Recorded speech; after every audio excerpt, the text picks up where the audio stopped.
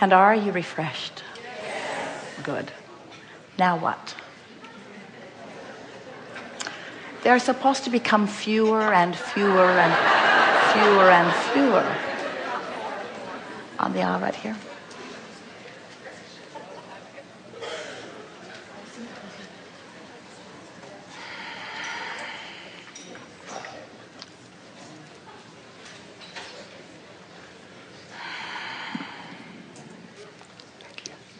Hello, Abraham.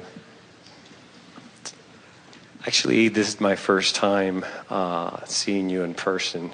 I knew this was going to take place because about 3 months ago, a friend of mine who's actually here gave me one of your CDs. And ironically enough, I was in a very dark place. So I started listening to your CDs, and I remembered I bought your book many years ago, Ask It and It's Given. And I guess at the time, I didn't quite get it or wasn't ready for it. But as soon as I started listening to the CD, for some reason, I got it. And I'm an artist, and as many people know, being an artist is a luxury, is not a service. So I decided to pull myself out of that dark place in December and listen to your words and realize that you can truly create anything that you feel inside, that you have enough faith. And since December till now, I am exhibiting in a very large exhibit in April, on April 7th. I was able to acquire,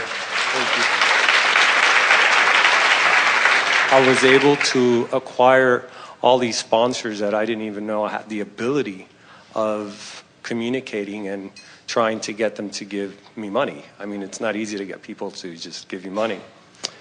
And as I got myself in the vortex and started recognizing that, that feel-good thing, that little voice inside my head said, things are going really well, you know, what if something goes wrong? And of course, as soon as you put that little voice in your head, you start feeling sick. I start feeling physically sick. Because those words are so contrary to who you really are and what you really know. In other words, that's what negative emotion is. Every time you feel negative emotion, it's because you're focused and activating a bogus thought. Very true. And I'm going to share something that's very personal.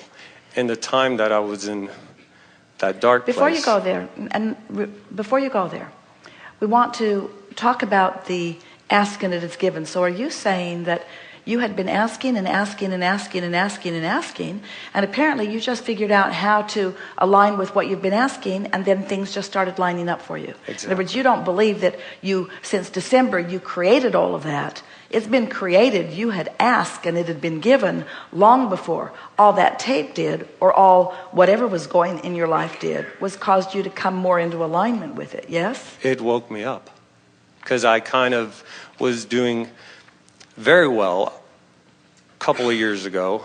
I kind of started getting into the whole law of attraction, and I understood it.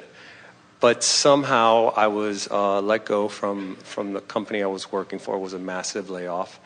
And looking back on that, you could say that is an unwanted or a wanted thing. It's a blessing that it happened. Things are always working out for you. Do you believe that?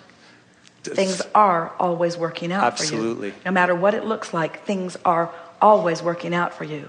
And that little voice that says, or maybe not, that is a bogus voice. Yes, it's true. That's picked up along your physical trail. Now, if I do get the whole process, I believe in it, and I believe that you have to have full faith in it. You can't just think it, and it's going to happen. As an artist, you know this. You can express this more clearly with your art than we do with these words. You know when you're in alignment and it is flowing through you, and you know when you're not. And you know when you try to make it happen before you found that aligned place, that it's not something that is pleasing. It's usually something that you don't accept or that you do over again. It's true. When I got myself out of that place, my brain just shifted into an abundance of creation. I couldn't stop thinking of new things to create. Well, that's exactly what we're talking about. You get into that vortex where you're in sync with the rhythm of that, and now what's in there is revealed to you in the form of ideas and inspiration in the beginning, and then inspiration to act, actual rendezvous, actual sponsors come forth, and funding comes forth, and exhibits come forth. Yeah. Without any effort. Yesterday, for example, well, let's just say that the effort was applied back there when you were sifting and asking. In other words, there was plenty of effort that put it all into your vortex, but to claim what's in your vortex, effort backfires. I see. So it's more like I've been investing in this emotionally, I guess it's the right way to say it, in the past. You're allowing. You found a way of finally allowing what you've been putting there. Well, my one thing that always derails me. Well, don't talk about it now. No. Why bring it up? Because... Wait, think it over. Why bring it up? Why bring up the derailing concept and add why practice it even for a moment, and why teach it to them? Oh, no, I don't want to practice it at all. What I want to give an example of how I got away from it. Well, but the thing is, it's treacherous territory, because when you talk about what derails you, you didn't say, I'd like to demonstrate to the group how I moved into the vortex. You said, what always derails me. It's true. You're correct. So I have this friend, and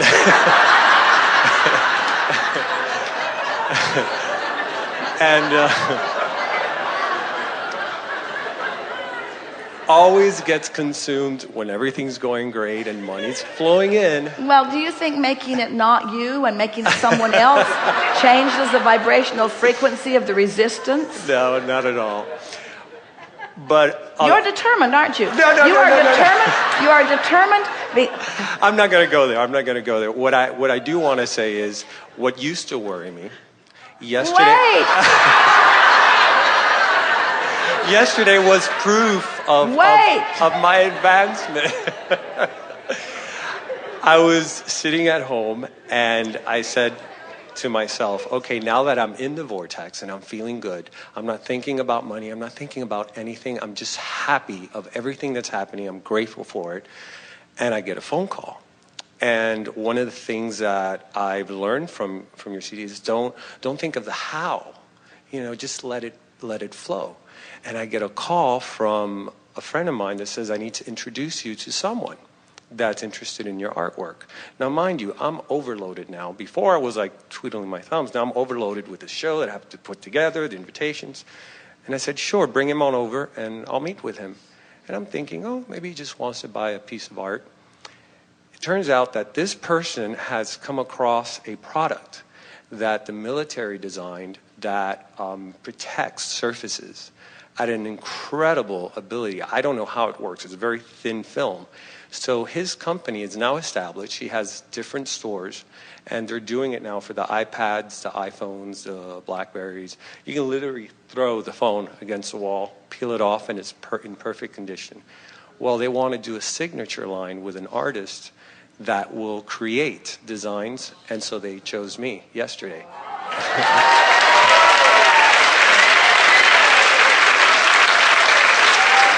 Thanks. And to make matters even better, I asked him, how quickly can you produce these? He's like, how quick do you want them? I go, in 1 week. He goes, you'll have them in 1 week. So we're actually incorporating it into the show as not just art on walls, but art that now serves as merchandise. So it's all just coming. The more I get into this vortex, the more it just keeps coming, and it's a good feeling. So the term cooperative components is especially meaningful to you right now, isn't it? Very.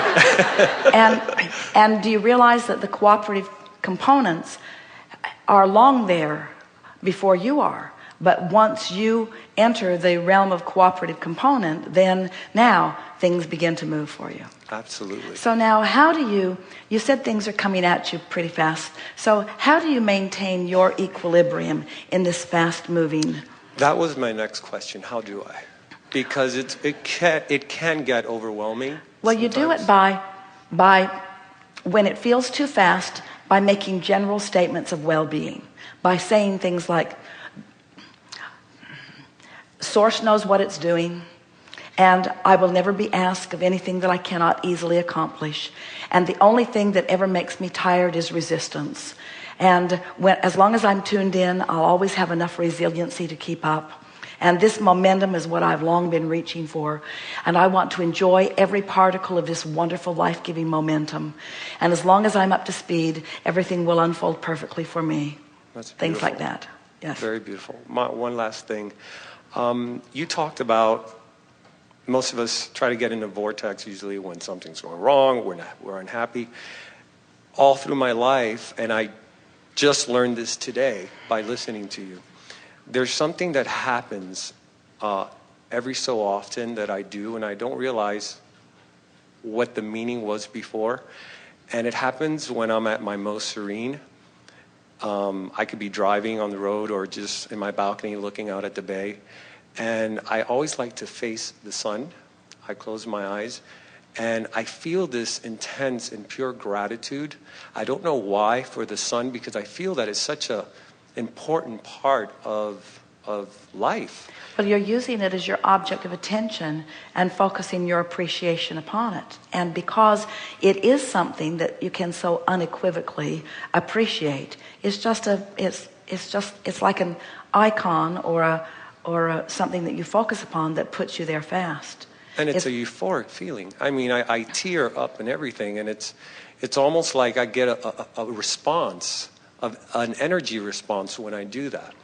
Well, whenever you hold anything as your object of appreciation, what happens is you come into alignment with the fullness of who you are, and that's that response you're feeling.